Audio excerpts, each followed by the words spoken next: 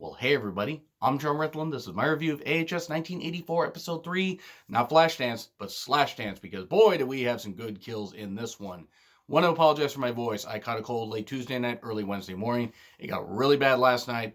I took some meds, I fell asleep, and, excuse me, while I don't sound better, I do feel a little bit better, so I'm going to keep taking meds, I'm going to keep recovering, and everything, so just want to thank you guys for your patience. Now, we pick up right where episode 2 left off, almost at season 2. It would have been weird if we flashed all the way back to Asylum, considering that was a number of years in the past compared to this one. And who's trying to break into the cabin? It turns out that, the party, the remaining people, are separated into 2 cabins. Richard, Night Stalker, is trying to break into one cabin. And at one point, everybody's going to leave. Ray ends up getting slashed but gets rescued by Chet. So, okay, cool. He's getting rescued by somebody. That will be good karma for Chet. Will it? Bollocks. So let's get to the rest of this. So Mr. Jingles dispatches 2 guys who were dressed up like him doing, copycat cosplay because it's Mr. Jingles Day and everything. So he dispatches them after they had thrown a flaming bag of dog shit into one of the cabins just to play a prank. And I came up with the line, jingle, jangle, jugular. That should be a shirt at some point. That's a bit violent, though. So there's another copycat guy who's got bad asthma and everything and just wants to feel alive, and he's wearing Mr. Jingles' mask. And he runs into the real Mr. Jingles, and Mr. Jingles says, hey, you know what? You're not worth it. You're not. No. I'm not going to bother with this.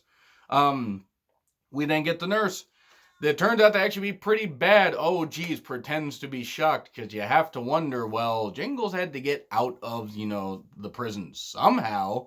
And we figure out how he did, because we're going to get some flashbacks here. But she injects Brooke with something, horse tranquilizers, or something that just basically paralyzes her legs.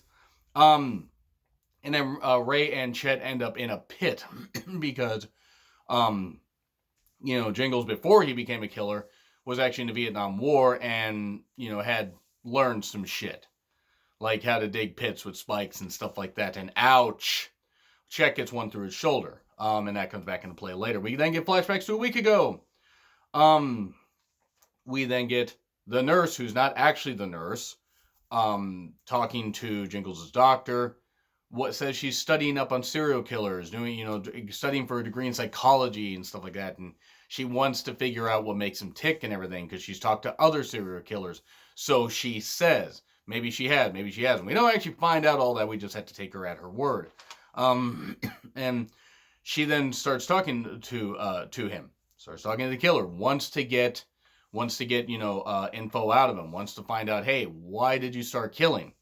Makes excuses for him, blames pornography, that was, and the objectification of women.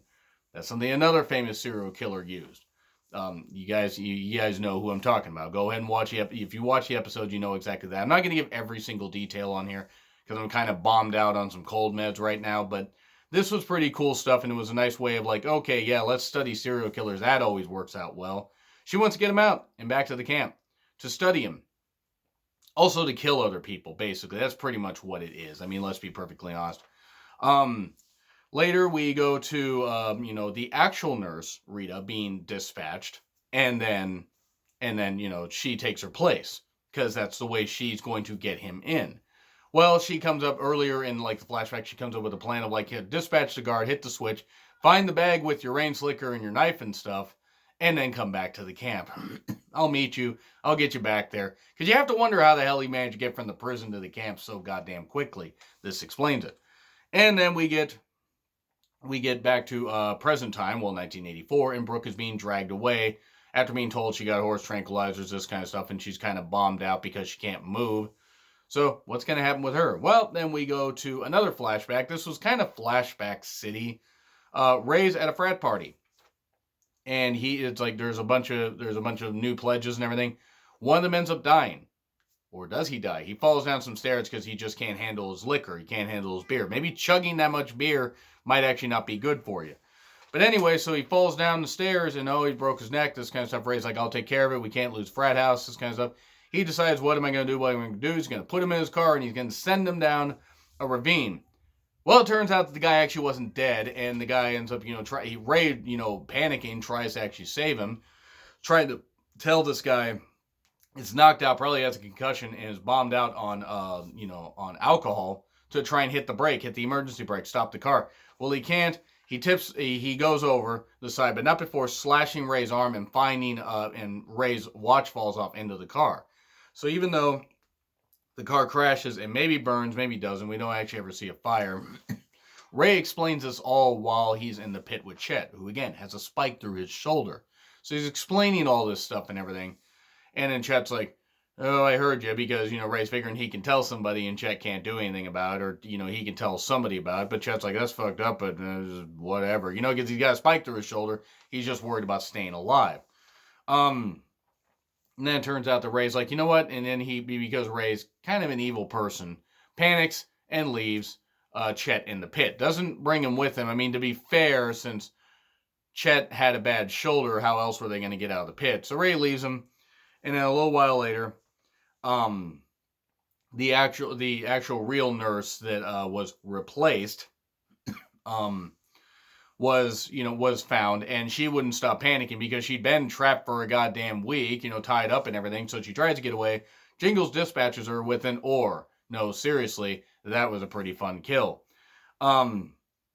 Later, some of the other main characters find Chet in the pit. What are you doing there? I'm dying. What do you think? That was pretty fun. That was pretty fun stuff.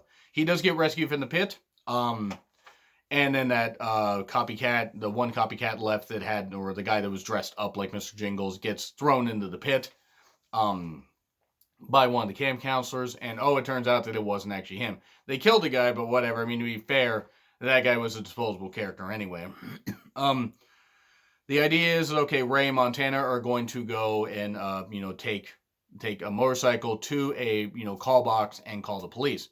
Well, Night Stalker shows up, Richard. I always try to remember some characters' names I don't remember as well, so I kind of just skip over and just give their general character. But Ray leaves. Montana's stuck there with the Night Stalker because he confronts them. But then it looks like Ray's going to get away. Nope. Jingles decapitates him with an axe. That was pretty good stuff. That was enjoyable. And then, Montana and Richard are it's about, she shoves him and kisses him and everything and says, well, why haven't you killed her yet? So it turns out that they're in on this whole thing, and apparently it's Brooke. But why haven't you killed her yet? Not sure if it's about Brooke or somebody else. So we'll see. I enjoyed this episode. I thought it was very, very fun. And let me know what you guys think in the comments. Like, share, subscribe, Twitter handle in the description. I'm John Rethlin. I'll see you soon.